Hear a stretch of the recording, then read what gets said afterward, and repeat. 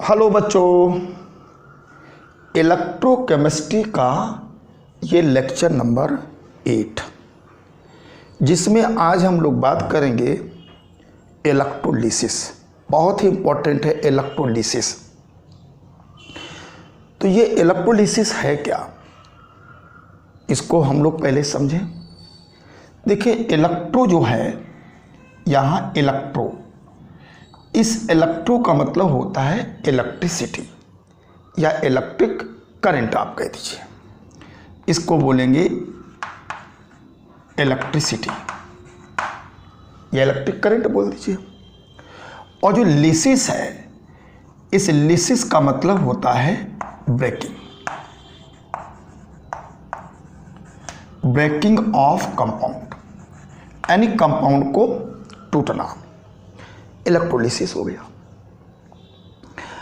अब किसी कंपाउंड को ब्रेक होना, टूटना इलेक्ट्रिसिटी के द्वारा इलेक्ट्रोलिसिस हो गया।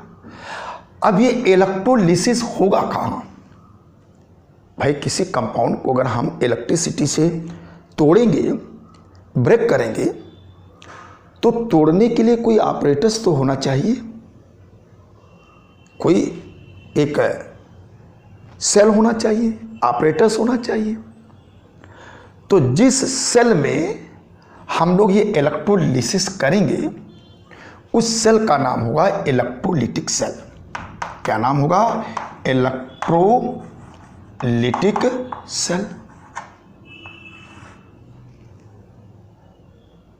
इलेक्ट्रोलिटिक सेल होगा।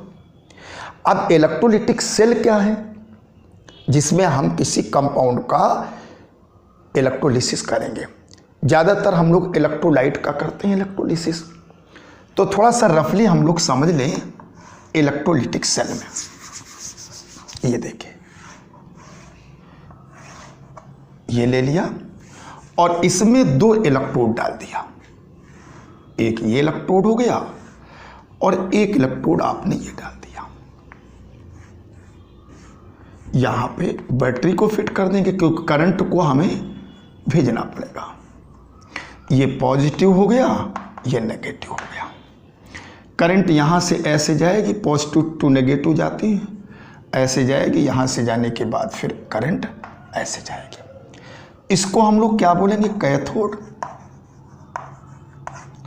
और ये हमारा हो गया एनोड।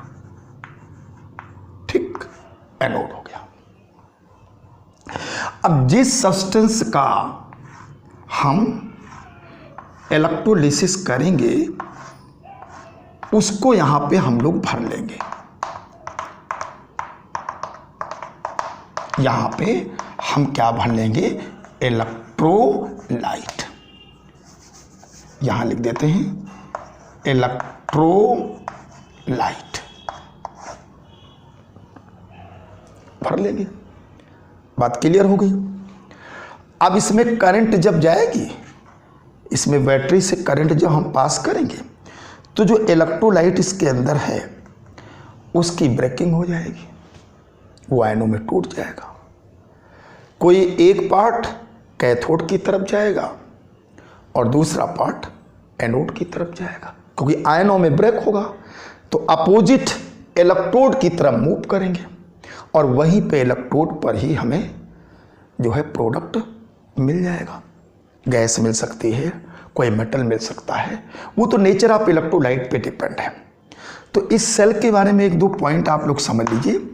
जैसे इसमें हम इनपुट क्या करेंगे, क्या इसमें हम भेजेंगे इस सेल में, तो यहाँ जो इनपुट होगा हमारा, इनपुट होगा वो इलेक्ट्रिसिटी होगी, या हम इलेक्ट्रिकल करंट, इलेक्ट्रिकल एनर्जी लिख सकते हैं, इलेक्ट्रिकल एनर्जी, या हम इसी को इलेक्ट्रिसिटी कह सकते हैं, इलेक्ट्रिसिटी। ठीक। आउटपुट में हमें क्या मिलेगा? आउटपुट में हमें मिलेगा केमिकल एनर्जी। केमिकल एनर्जी, या हम इसी को केमिकल रिएक्शन बोलेंगे, केमिकल रिएक्शन, वही रिडॉक्स रिएक्शन समझिए, या हम इसको रिडॉक्स रिएक्शन बोल सकते हैं।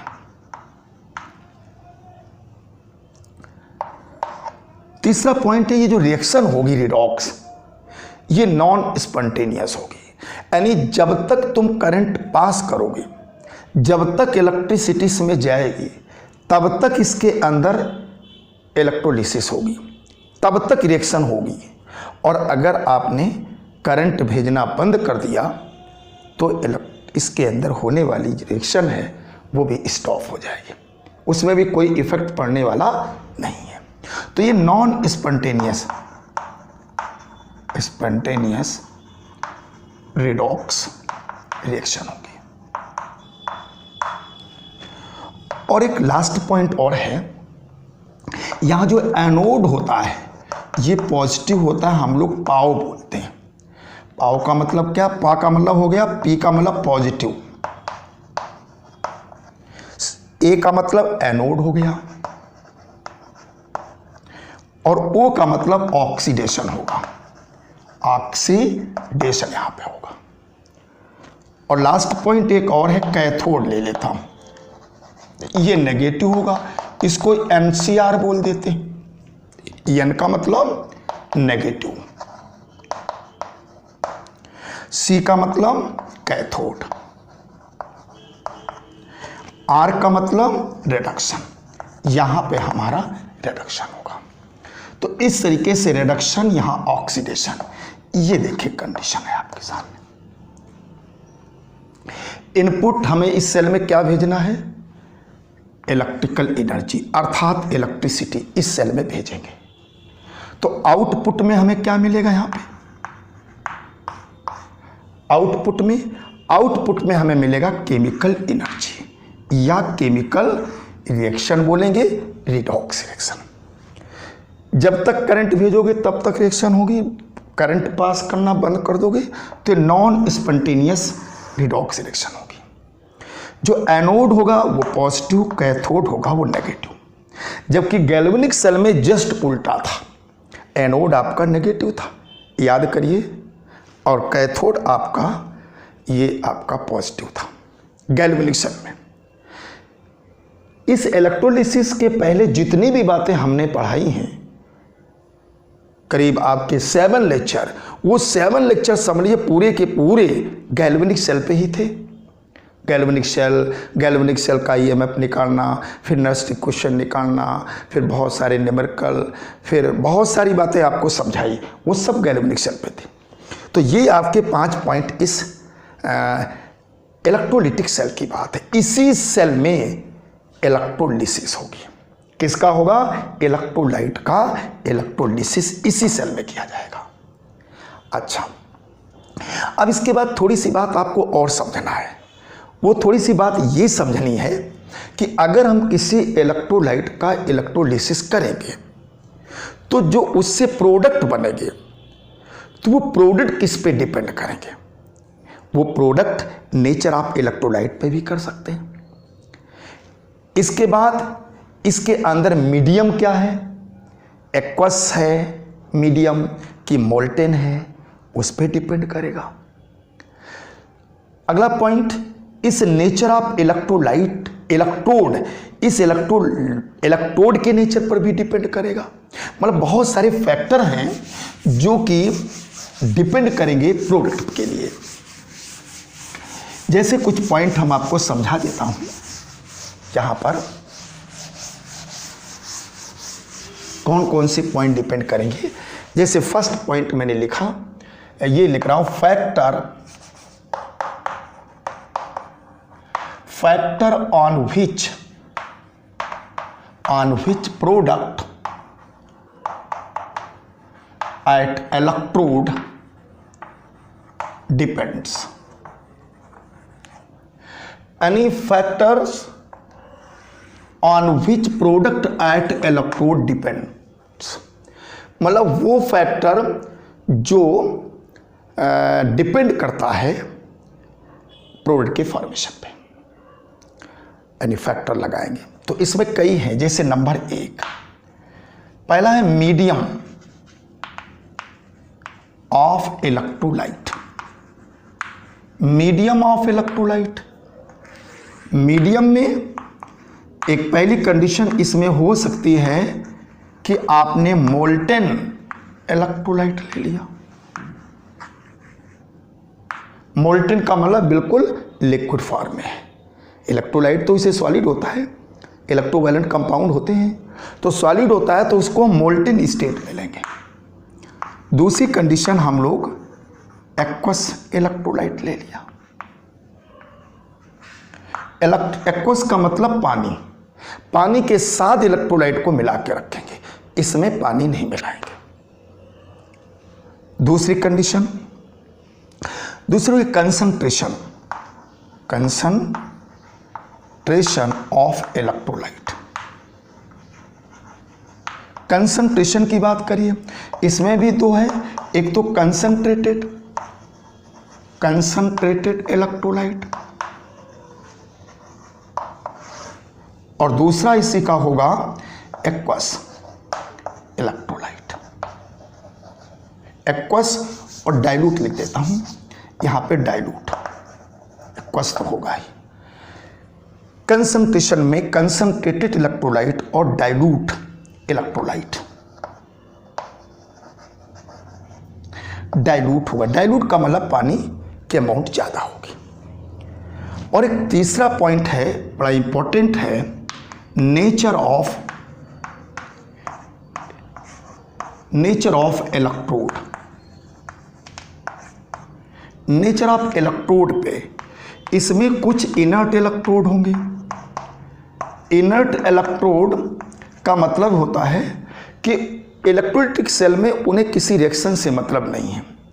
हम इलेक्ट्रोड डाल दिया, करंट पास कर दिया, तो इलेक्ट्रोड ने करंट को तो भेज दिया सेल में, लेकिन सेल में क्या हो रहा है इससे इन इलेक्ट्रोडों से कोई मतलब नहीं। जैसे प्लेटिनम हो गया और एक ग्रेफाइट हो गया, अगर ये इलेक्ट्रोड हम लोग जनरली लेते हैं तो इनका काम है सिर्फ सेल के अंदर इलेक्ट्रिसिटी पहुंचाना, उसके अंदर क्या हो रहा है इनसे कोई मतलब नहीं।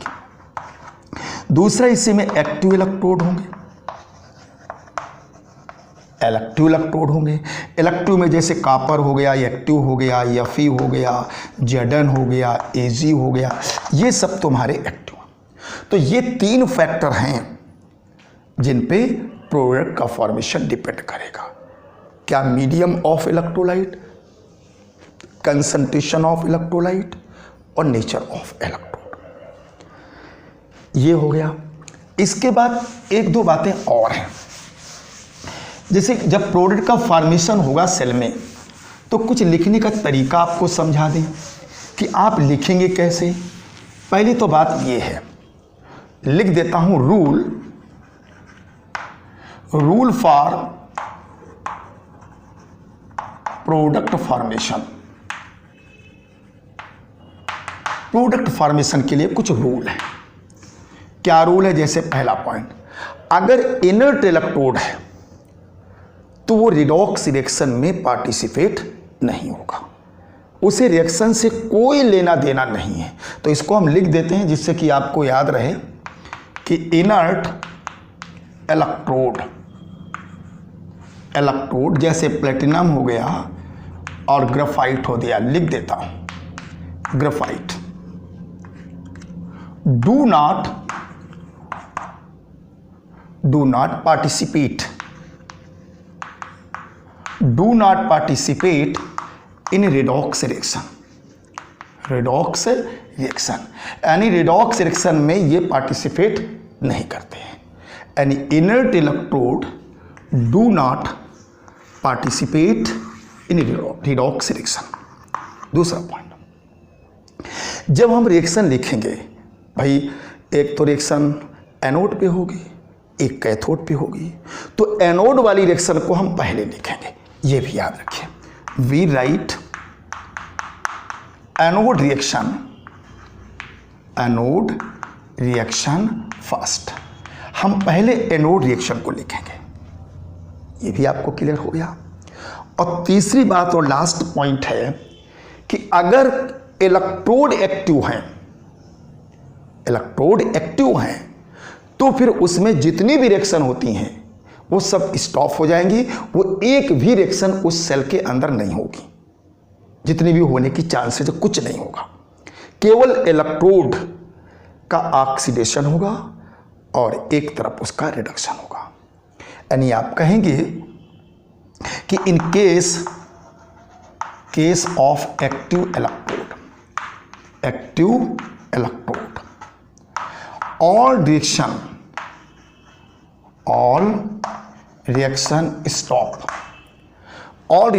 stop and इलेक्ट्रोड जो होंगे themselves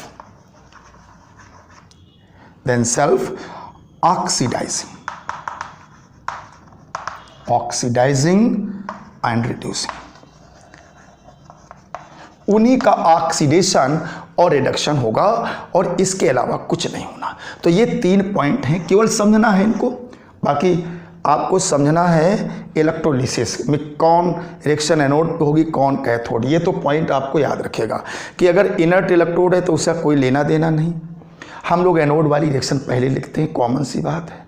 अगर एक्टिव इलेक्ट्रोड है तो ये समझिए कि सेल में कोई भी रिएक्शन नहीं होगी, केवल इलेक्ट्रोड ही अपने आप ऑक्सीडाइज और रिड्यूस हो जाएगा। ठीक है, अब हम आपको एग्जाम्पल देने जा रहे हैं, बहुत ही इंपॉर्टेंट। सबसे पहले आया case first, electrolysis of molten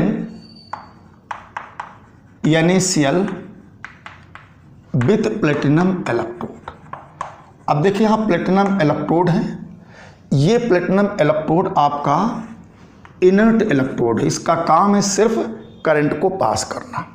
चलिए बना देता हूं सेल, जिससे कि आपको पूरी बात समझ में आ जाए। ये देखिए इलेक्ट्रोलिटिक सेल ऐसे जोड़ दिया, प्लस माइनस, और यहाँ से ऐसे बना दिया। ये कौन होगा?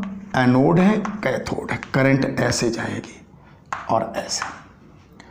ये आपका क्या है? एनोड है। ये क्या आपका है? ये है कैथोड। ठीक, अच्छा। ये आपके पास 2 इलेक्ट्रोड यहां पे प्रेजेंस है। कौन है? प्लेटिनम के हैं, कैथोड एनोड। इसी में आपने क्या भर दिया है? इसी में मोल्टेन NaCl।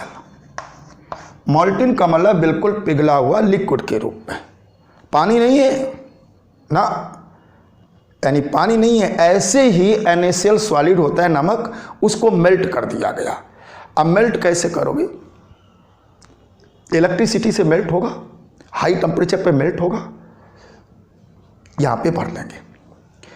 इसके बाद हम इसमें करंट को पास करेंगे, तभी तो इलेक्ट्रोलिसिस होगा, बिना करंट के तो होना नहीं। तो अगर करंट को हम इस सेल, इस बैटरी से इसके अंदर भेजेंगे तो NaCl है, अगर सॉलिड है तो इलेक्ट्रिसिटी की वजह से पहले मेल्ट होगा, बिल्कुल लिक्विड के फॉर्म में आ जाएगा। जब लिक्विड आ गया तब इसके बाद इसका इलेक्ट्रोलिसिस हो जाएगा। कैसे होगा? देखिए NaCl इसका इलेक्ट्रोलिसिस हुआ। इलेक्ट्रोलिसिस में आपको Na प्लस और Cl माइनस मिल गया इस सेल के अंदर। ठीक, अच्छा। अब क्या हुआ? एट एनोड की बात आई। एनोड तो पॉजिटिव होता है, पाओ होता है, पाओ का मतलब समझिए पॉजिटिव एनोड ऑक्सीडेशन। कौन जाएगा यहाँ पे? एनोड पे कौन जाएगा बताओ? नेगेटिव वाला है, देखो पॉजिटिव है ना एनोड, तो नेगेटिव। जैसे यहाँ पर Na प्लस और Cl माइनस टूट गया तो Cl जाएगा इधर एनोड की तरफ, नेगेटिव है ना Cl, तो इस पॉजिटिव की तरफ ऐसे जाएगा। तो यहाँ पे Cl आया और Cl जाएगा किस में? Cl2 में, क्योंकि 2 इलेक्ट्रॉन ये रिलीज करेगा एनोड पे। 2 इलेक्ट्रॉन इसने रिलीज करके जो है इसको दे दिया, और देने के बाद अपना Cl2 गैस में बदल गया। बताइए, Cl2 गैस आपको मिल गई। एट कैथोड की बात करेंगे। कैथोड नेगेटिव होगा, NCR लिखते हैं हम लोग, ठीक है। अब बताइए कैथोड कैसा है, नेगेटिव, तो कौन जाएगा, ये पॉजिटिव वाला जाएगा। इसको इलेक्ट्रॉन चाहिए, इलेक्ट्रॉन मिल जाएंगे। ये जो सोडियम है, अब 2 Cl लिया तो चाहे तो 2 यहां कर दीजिए, ऐसे कोई प्रॉब्लम आपको नहीं होगी। 2 यहां पर आप सोडियम ले लिया तो 2 इलेक्ट्रॉन जो यहां पे रिलीज हुए थे, ये 2 इलेक्ट्रॉन लेकर के यहां पे सोडियम बन गया। ये तुम्हारा यहां पे ऑक्सीडेशन हुआ और यहां पे आपका क्या हो गया, रिडक्शन। सोडियम जो है इस इलेक्ट्रोड के चारों तरफ जाकर के ऐसे डिपॉजिटेट हो जाएगा, ऐसे जाकर के डिपॉजिटेट हो गया, और क्लोरीन गैस जो गई वो आपको यहां से मिल जाए। तो अगर हम आपसे कहें कि बताइए अगर मोल्टेन NaCl का इलेक्ट्रोलिसिस करें तो एनोड पे क्या मिलेगी, क्लोरीन गैस, और कैथोड पे क्या मिलेगा, सोडियम, डिपॉजिटेड हो जाएगा। अगर तुम नेट रिएक्शन लिखना चाहें कि हम नेट रिएक्शन लिखेंगे तो नेट रिएक्शन लिख दीजिए भाई, इसको नोट करिए। तो यहाँ पे ट्वाइस यानी प्लस 2Cl माइनस, और ये मिलकर के बन गया Cl2 और प्लस यहाँ पर यानी ये आपको मिलेगा कहाँ पे, एनोड पे, और ये आपको मिल गया कैथोड पे। चाहे तो इन दोनों को मिलाकर ट्वाइस NaCl भी लिख सकते हो। यहाँ पे इलेक्ट्रोलिसिस हुआ है, इलेक्ट्रोलिसिस से आपको प्रोडक्ट मिल गया, कोई दिक्कत की बात नहीं, बहुत सिंपल है। आ गया समझ में। अगर हम इसके स्थान पे एग्जाम्पल नंबर ये फर्स्ट था यानी मोल्टेन NaCl का इलेक्ट्रोलिसिस, अगर मान लीजिए हम यहाँ पे सेकंड एग्जाम्पल ले लें, यहाँ पे मोल्टेन मान लीजिए MgBr2 ले लें, MgBr2 ले लेते हैं मोल्टेन। तो देखिए MgBr2 में क्या होगा ये भी देख लीजिए।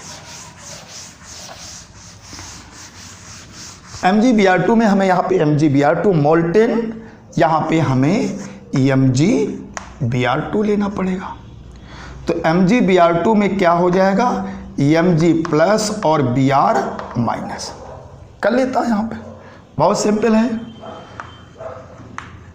MgBr2 का हम इलेक्ट्रोलिसिस करेंगे तो करने पर हमें Mg प्लस और यहाँ पे 2 Br मिल गया। एट एनोड पॉजिटिव होता है, क्या लिख देता हूँ, पाउ। पॉजिटिव में कौन जाएगा, ये, अर्थात Br जाएगा इधर एनोड पे। ट्वाइस Br माइनस, यहाँ बदल गया Br2 प्लस 2 इलेक्ट्रॉन, ये आपका ऑक्सीडेशन हो गया। आप इसको ऑक्सीडेशन करेंगे। एट कैथोड की बात करेंगे, कैथोड में कौन जाएगा, Mg जाएगा।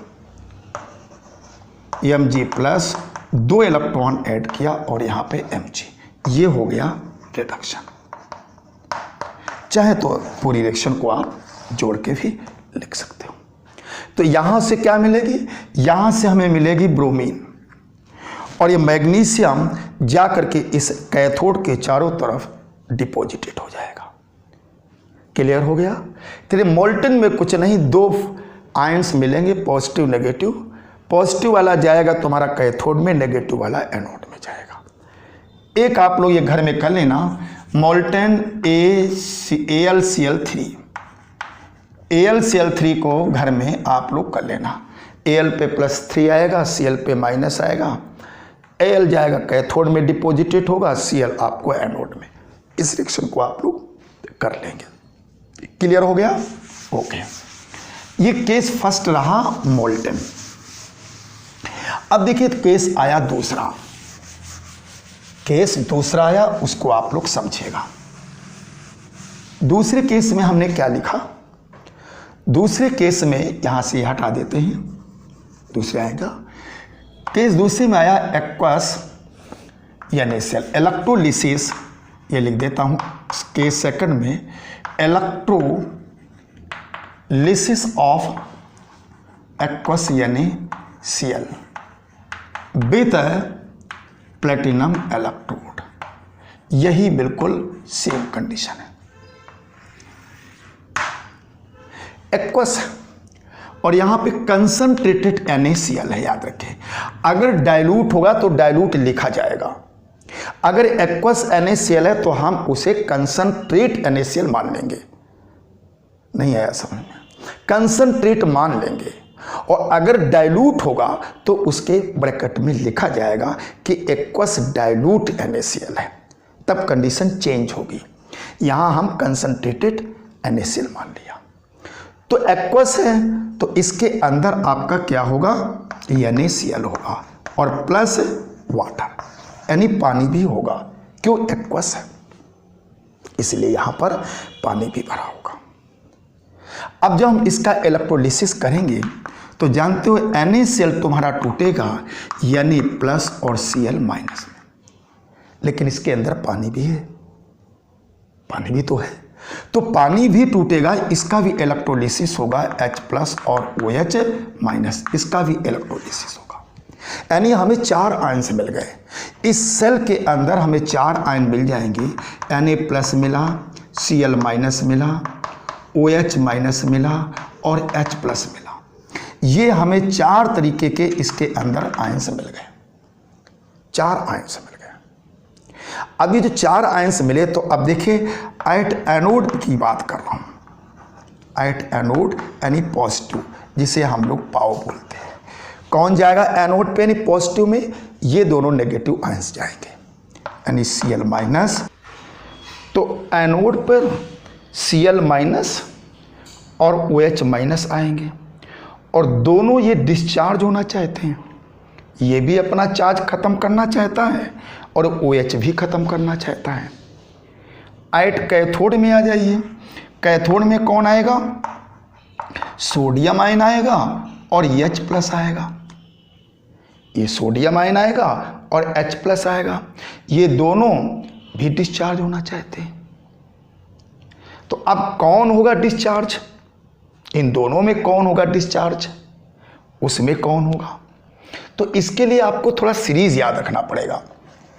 जैसे आपको इलेक्ट्रोकेमिकल सीरीज बताया था, ली के बा सर के ना dot dot dot dot dot ऐसे फिर आया था H हाकू हज अज और इसके बाद यहाँ पर I माइनस, इसके बाद Br minus, Cl minus, F minus, OH minus, NO3 minus और इसके बाद सल्फेट माइनस। ये एक सीरीज हमको इस तरीके से याद रखना है। ये सीरीज यहां पर क्या होगा, जैसे यहां पर नेगेटिव आयन की बात अगर हम करें तो यहां पर डिस्चार्ज की जो टेंडेंसी है ऊपर से नीचे वो डिक्रीज होती जाती है। यानी डिस्चार्ज होने की टेंडेंसी नेगेटिव आयन की ऊपर से नीचे की ओर डिक्रीज होगी, यानी ये जल्दी डिस्चार्ज हो जाएगा। डिस्चार्ज तब होगा जब इलेक्ट्रॉन लूज करेगा। इलेक्ट्रॉन लूज करने की टेंडेंसी इसमें ज़्यादा है, इसमें सबसे कम है। तो इस तरीके से ऊपर से जब नीचे की ओर जाओगे तो डिस्चार्ज, जो डिस्चार्ज होने की टेंडेंसी है डिस्चार्ज, तो ये डिक्रीजेस। डिस्चार्ज टेंडेंसी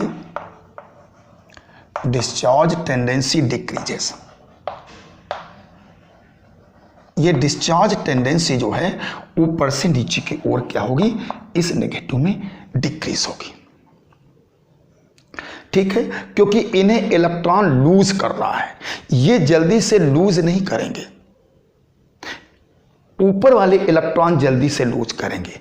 तो लूज करने की टेंडेंसी इसमें क्या होगी, डिक्रीज। ये जितनी जल्दी से इलेक्ट्रॉन लूज कर देगा उतनी तेजी से ये नहीं करेगा, ये जल्दी से करेगा, फिर ये करेगा, फिर ये करेगा। नेगेटिव आयन की बात बता रहे हैं। और पॉजिटिव वाले की तो बात ही आपको विशेष ढंग से नहीं समझना, क्योंकि उसको तो इलेक्ट्रोकेमिकल सीरीज देख लीजिए। जो सबसे नीचे होगा वो डिस्चार्ज होने की प्रॉपर्टीज नेचर ज़्यादा होगा, क्यों? क्योंकि देखिए इसमें क्या होगा, इसमें इलेक्ट्रॉन एक्सेप्ट करना है, इनको नेगेटिव वालों को इलेक्ट्रॉन देना पड़ेगा और पॉजिटिव वाले को इलेक्ट्रॉन लेना है। ये इलेक्ट्रॉन लेकर के डिस्चार्ज होंगे। तो लेने वाली टेंडेंसी क्या है? देने वाली टेंडेंसी ऊपर ज़्यादा होती है। जैसे जैसे ऊपर से नीचे की ओर बढ़ो तो इलेक्ट्रॉन एक्सेप्ट करने की टेंडेंसी बढ़ती जाती है। ये जल्दी से अगर दे नहीं सकता है तो लेगा तेजी से, लेने की टेंडेंसी ज़्यादा होगी। तो अगर हम यहाँ पर देखें तो एनोड पे फिर रिएक्शन कौन होगी, एनोड पे रिएक्शन कौन होगी उसको जरा आप देख लीजिए। एट एनोड, एट एनोड यानी पॉजिटिव, यहां पे पाव हो जाएगा। ये क्या है पाव के बारे में जरा समझ लीजिए। पाव में इन दोनों में ये तुम्हारा Cl देखिए ऊपर है और OH नीचे है, तो डिस्चार्ज की टेंडेंसी इस Cl में ज्यादा है, इसलिए याद रखो एनोड पे Cl जाएगा, Cl डिस्चार्ज होगा, OH डिस्चार्ज नहीं होगा। आपको ये सीरीज याद रखना है नेगेटिव आयन के लिए। ऊपर वाला जल्दी से डिस्चार्ज हो जाएगा, यानी जल्दी से इलेक्ट्रॉन दे देगा। ये जल्दी से इलेक्ट्रॉन दे करके Cl2 में बदल जाएगा और 2 इलेक्ट्रॉन ऐसे इसने दिया, इसको हम बोलते हैं ऑक्सीडेशन। ये ऑक्सीडेशन हो रहा है, एनोड पे Cl जाएगा। ये जो है एनोड पे नहीं जाएगा, ये डिस्चार्ज नहीं हो पाएगा क्योंकि इसको इलेक्ट्रॉन लूज करने की टेंडेंसी Cl से कम है, इसमें लूज करने की टेंडेंसी ज्यादा है, इसलिए Cl डिस्चार्ज हो जाएगा। तो एनोड पे तुम्हारी ये रिएक्शन होगी। अच्छा, अब आ जाइए कैथोड पे। कैथोड पे आएगा नेगेटिव चार्ज, हम इसको NCR बोल सकते हैं। अब इन दोनों में देखिए, इन्हें इलेक्ट्रॉन एक्सेप्ट करके डिस्चार्ज होना है, तो बताओ ऊपर वाले जल्दी से एक्सेप्ट करेंगे कि नीचे वाले? नीचे वाले। ऊपर वाले तो देने की टेंडेंसी ज्यादा रखते हैं, तो इन दोनों में सोडियम देखिए आपका ऊपर है और हाइड्रोजन नीचे है, तो इसमें इलेक्ट्रॉन लेने की टेंडेंसी ज्यादा है। सब में प्लस प्लस लगा दोगे तो यहां पर H प्लस में इलेक्ट्रॉन लेने की टेंडेंसी ज्यादा है, तो इस तरीके से बदल जाएगा तुम्हारा H2 में। ये क्या हो गया, इसको हम लोग रिडक्शन बोलते हैं। क्या बोलेंगे? रिडक्शन। ये आपका रिडक्शन हो गया। अब यहां पर क्या है, इसने रिएक्शन नहीं किया, ना ये डिस्चार्ज हो पाया ना ये डिस्चार्ज हो पाया, तो ये दोनों कंबाइंड होकर के अपना इसी सेल के अंदर NaOH बना देंगे। NaOH टूट जाता है, Na+OH-।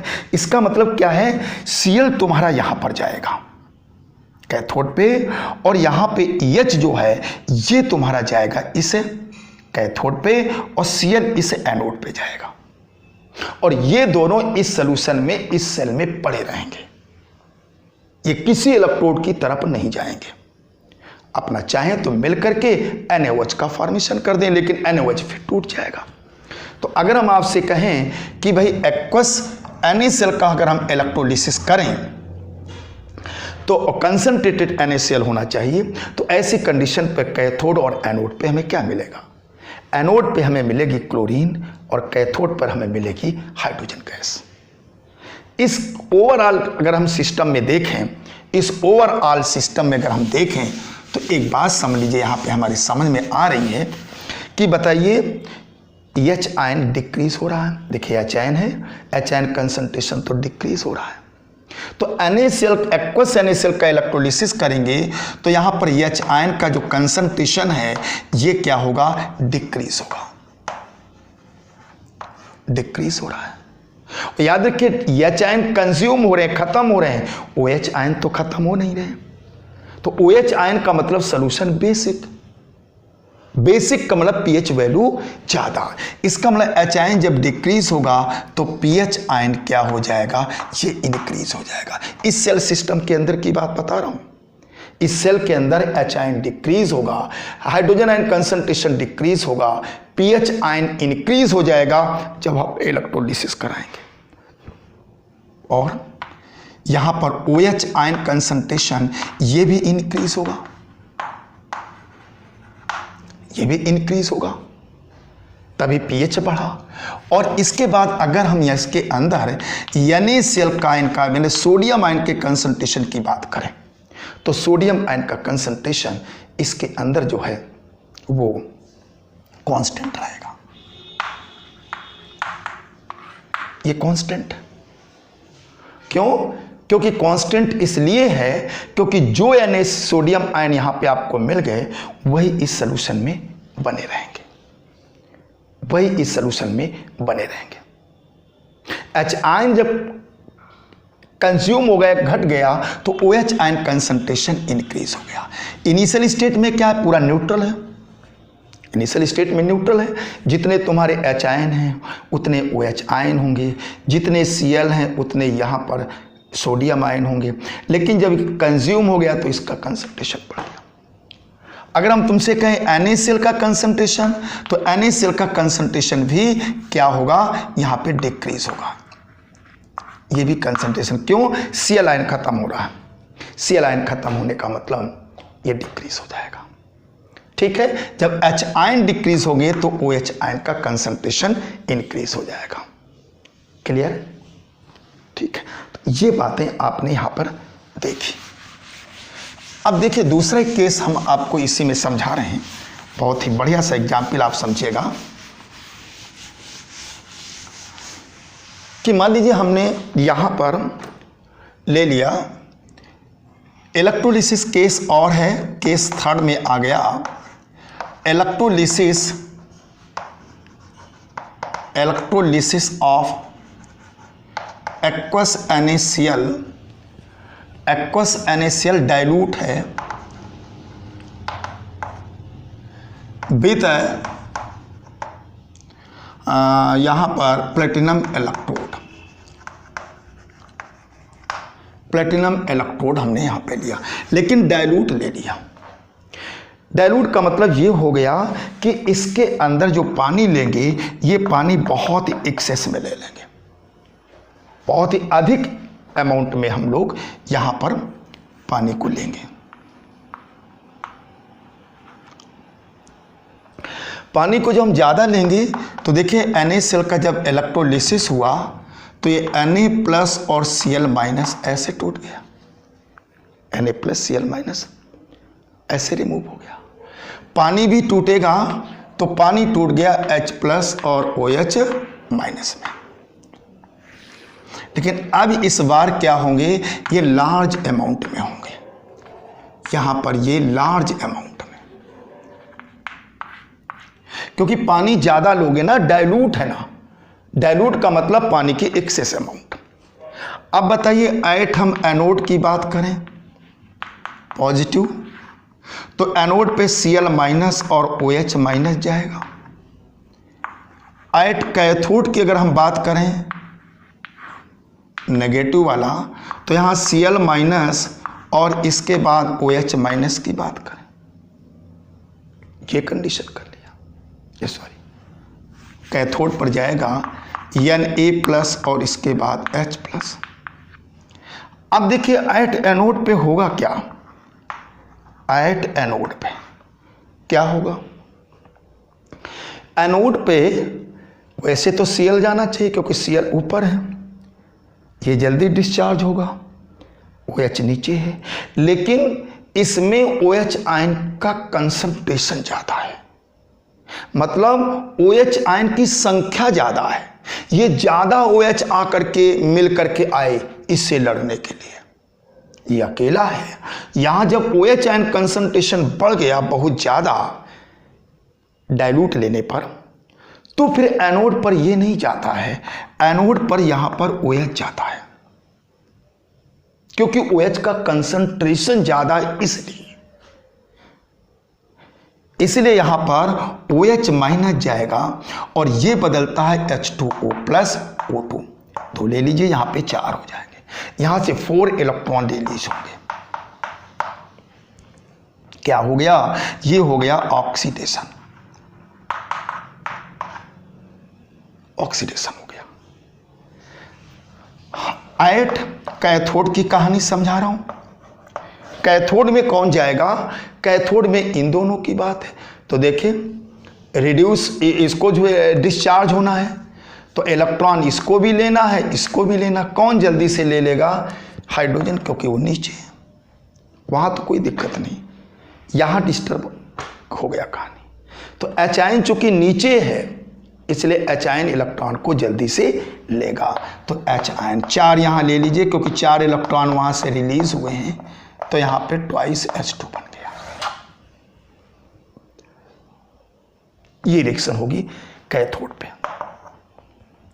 अगर हम ओवरऑल रिएक्शन आपसे कहें कि भाई नेट रिएक्शन आप लिख दीजिए, तो नेट रिएक्शन देखें यहाँ पे 4 तुम्हारे क्या है OH माइनस, 4 तुम्हारे क्या है EH प्लस, यहाँ पे क्या बन जाएगा बताइए? Twice EH2 plus twice EH2 plus O2। ये देखिए 4 OH और 4 H आयन, आप लोग जानते हो एक H आयन और एक OH आयन मिल करके H2O बना लेते हैं, H2O बना लेते हैं। तो 4 है तो क्या बनाएंगे? 4 पानी, 4 पानी से 2 पानी देखिए इधर कैंसिल हो जाएंगे, तो इधर कितने बचेंगे? 2 पानी। तो हम लिख सकते हैं 2 वाटर के मालिक्यूल, दिस चेंज इनटू इधर आ जाएगा ट्वाइस H2 प्लस O2। ये एक नेट रिएक्शन हो गई, ये आपकी नेट रिएक्शन हो गई। अब आप कहोगे यहाँ पे इसका मतलब NaCl का कोई काम ही नहीं। देखिए एनोड पे OH गया, कैथोड पे H गया, तो तुम कहोगे NaCl, इसको तो फालतू में डाल दिया आपने, इसका तो कोई काम ही नहीं है। काम है, अगर तुम NaCl इसमें नहीं डालोगे तो इसके अंदर की इलेक्ट्रिकल कंडक्टिविटी कैसे डेवलप होगी? पानी तो इतना कंडक्टर अच्छा होता नहीं, पानी तो नॉन कंडक्टर, वो तो कुछ साल्ट की वजह से थोड़ी बहुत इसमें पानी में कंडक्टिविटी होती है। तो कंडक्टिविटी कैसे इस सेल के अंदर आएगी? वो NaCl प्रोड्यूस करेगा। तो NaCl हम डालेंगे इसके अंदर, तो वो जो इलेक्ट्रिकल कंडक्टिविटी बढ़ाएगा, जिसकी वजह से ये प्रोसेस जल्दी से होगा। तो बताइए इसमें क्या pH वैल्यू में कोई इफेक्ट पड़ेगा? कुछ नहीं। क्यों? क्योंकि OH और H आयन दोनों कंज्यूम हो रहे हैं।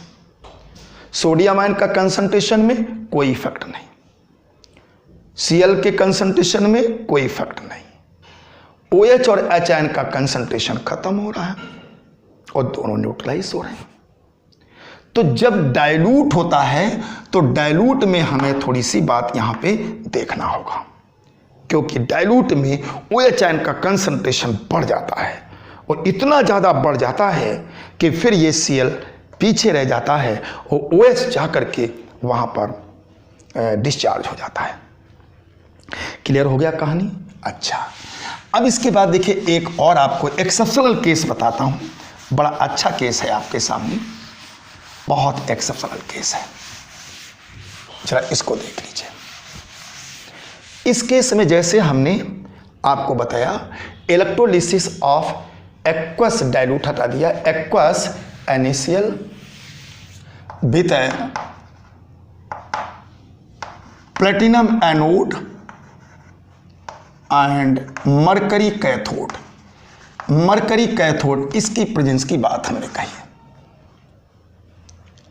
मतलब यहां पर प्लेटिनम का एनोड लगाएंगे और कैथोड होगा मरकरी, और एक्वस है, एक्वस का मतलब concentrated, concentrated NaCl।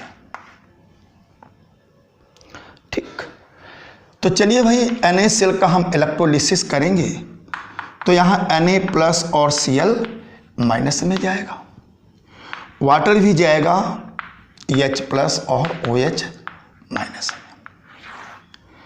At anode पे क्या होगा? एनोड पे कौन जाएगा? एनोड पर तुम्हारा जाएगा Cl माइनस और OH माइनस। एट कैथोड पे घटना, कैथोड पे जाएगा तुम्हारा सोडियम आयन और प्लस जाएगा H आयन। ठीक, जाएंगे। यहां देखिए Cl, अब देखिए कंसंट्रेटेड डाइल्यूट तो है नहीं, तो ये आपका ऊपर है Cl, तो Cl डिस्चार्ज होगा, OH नीचे है तो डिस्चार्ज नहीं होगा।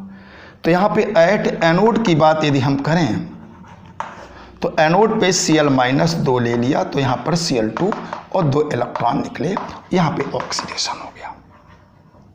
ठीक, एट कैथोड की बात हम करेंगे, देखिए जब कैथोड की बात करते हैं तो यहाँ पे जाना चाहिए इस H आयन को, क्योंकि हाइड्रोजन नीचे है, लेकिन यहाँ पे सोडियम जाता है। ये बात तुम्हें समझना है कि यहाँ पे सोडियम क्यों गया, क्यों गया, क्यों गया, सोडियम क्यों गया। जाना तो हाइड्रोजन को चाहिए। सोडियम बना, ये सोडियम जो है मरकरी से मिल करके सोडियम अमलगम बना देता है। सोडियम अमलगम, सोडियम अमलगम बना दिया, यानी Hg सोडियम अमलगम। क्यों हुआ जरा समझ लीजिए, यहां पे नोट समझ लीजिए, ऐसा क्यों होता है जरा समझ लीजिए। नोट, ऐसा क्यों हुआ, सोडियम क्यों गया, H क्यों नहीं गया। याद रखिए sodium is highly soluble, highly soluble in mercury. Mercury में बहुत ज्यादा सॉल्युबल है, highly soluble in mercury.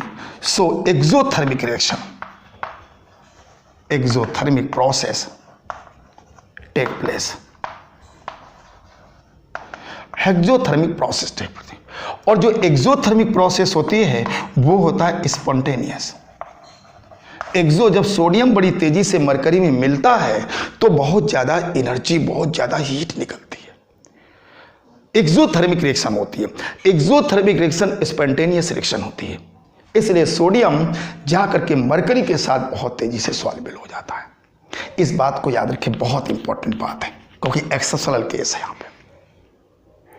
Clear हो गया, तो बात क्लियर हो गई।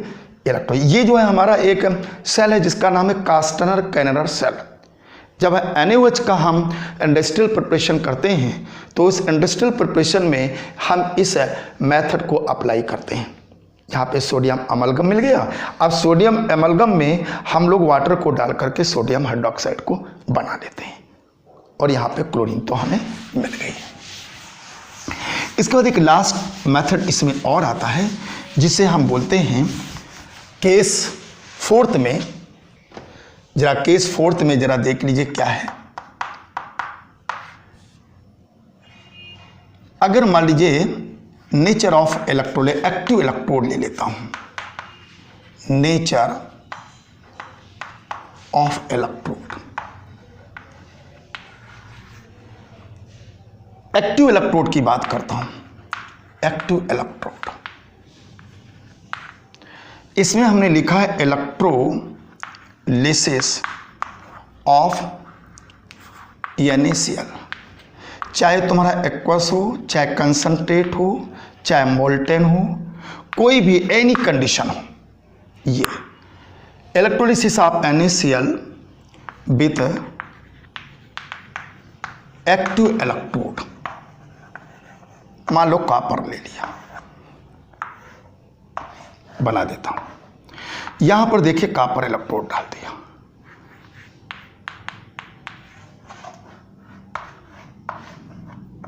यहां पर ये बन गया नेगेटिव पॉजिटिव।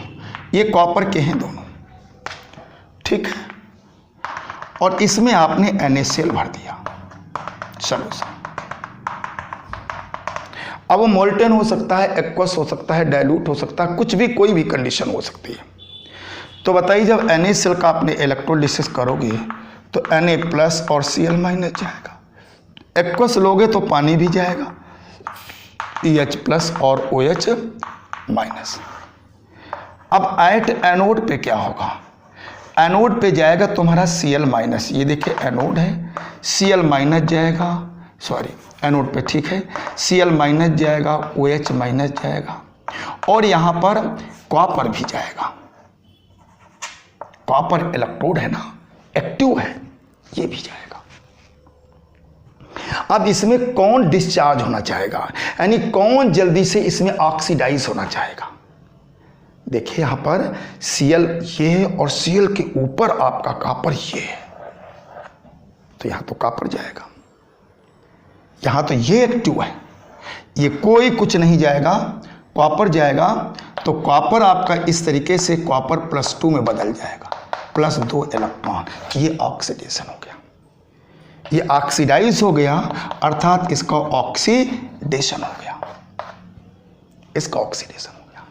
अब एनोड में क्या होगा, कैथोड में क्या होगा, सॉरी कैथोड में तुम्हारे क्या हो गए, कैथोड में तुम्हारा हुआ सोडियम प्लस, H प्लस और कॉपर प्लस।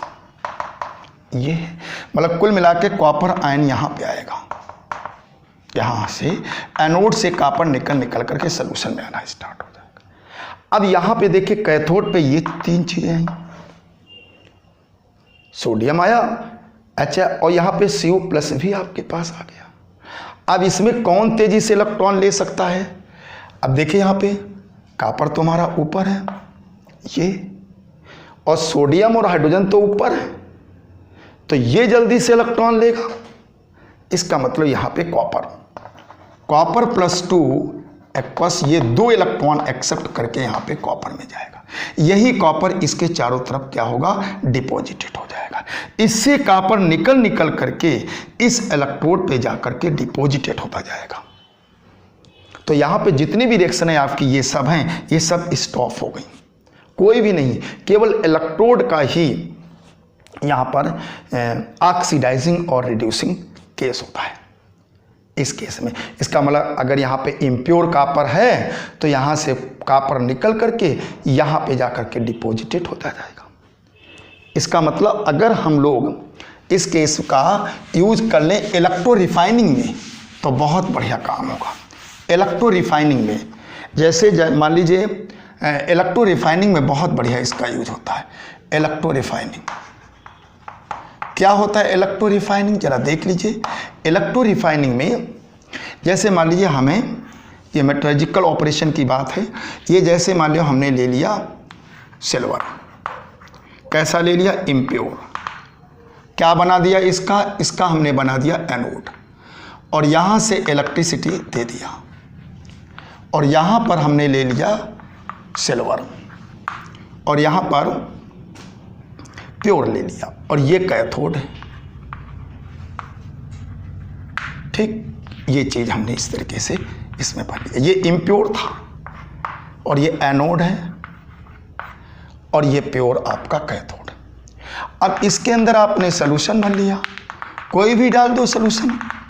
मान लीजिए हमने AgNO3 डाल दिया, एक्वस, कोई दिक्कत नहीं, आपने डाल दिया। तो जब डाल दोगे तो इसके अंदर कौन कौन सी रिएक्शन होगी, AgNO3 जब टूटेगा तो तुम्हें Ag आयन मिलेगा, नाइट्रेट आयन मिलेगा, ये मिलेगा, पानी है एक्वस है तो यहाँ H आयन भी मिलेगा और OH आयन भी मिलेगा।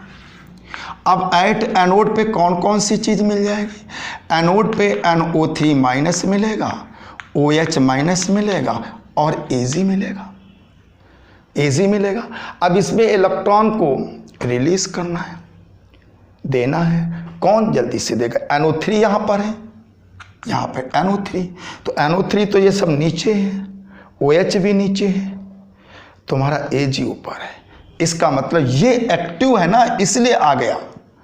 यहाँ पर Ag ये इलेक्ट्रॉन ऐसे दे देगा और इस तरीके से ये यहाँ से Ag निकलेगा। जैसे Ag इलेक्ट्रोड डाल दिया ना यहाँ पे, तो यहाँ से Ag रिमूव होगा, Ag आयन यहाँ पर आएगा, सॉल्यूशन में Ag आयन यहाँ से आना स्टार्ट हो जाएगा, यहाँ नेगेटिव हो जाएगा, नेगेटिव इलेक्ट्रॉन ऐसे मूव करेंगे, करंट ऐसे आएगी। एट कैथोड पे क्या होगा, एट कैथोड पे हमारा जाएगा सोडियम आयन, H प्लस और Ag प्लस। अब इसे इलेक्ट्रॉन एक्सेप्ट करना है तो सोडियम और हाइड्रोजन तो ऊपर है, Ag नीचे है, तो Ag एक्सेप्ट करेगा। इसका मतलब यहाँ पर Ag जो है प्लस वाला इलेक्ट्रॉन ले करके बदल जाएगा Ag में, यही Ag यहाँ से निकल करके इसके ऊपर ऐसे डिपॉजिटेड होता जाएगा।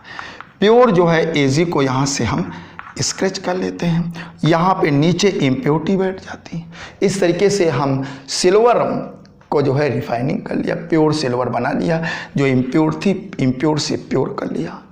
इस तरीके से हम इस इलेक्ट्रोलिसिस का यूज़ हम रिफाइनिंग ऑफ मेटल में करते हैं। और एक इलेक्ट्रोप्लेटिंग इलेक्ट्रोप्लेटिंग में क्या, जैसे मान लो गोल्ड यहाँ ले लिया, यहाँ हमने इम्प्योर गोल्ड ले लिया, प्योर गोल्ड जा करके इसके चारों तरफ डिपॉजिटेड हो गई, तो सिल्वर की इसके चारों तरफ एक तरीके से पॉलिश हो गई। तो हम इलेक्ट्रोप्लेटिंग में भी इसका यूज करते हैं। तो ये रहा आप लोगों का इलेक्ट्रोलिसिस, और इलेक्ट्रोलिसिस से कौन कौन से प्रोडक्ट कैसे बनते हैं। ठीक है, अब नेक्स्ट वीडियो इसी पर आएगा जिसमें हम फैराडे लॉ बताएंगे, और फैराडे लॉ से पूरा का पूरा वो न्यूमेरिकल बेस्ड होता है। उसमें हम पहले थोड़े सा ये चीज़ें समझा करके आपको न्यूमेरिकल स्टार्ट करेंगे। Okay, thank you very much.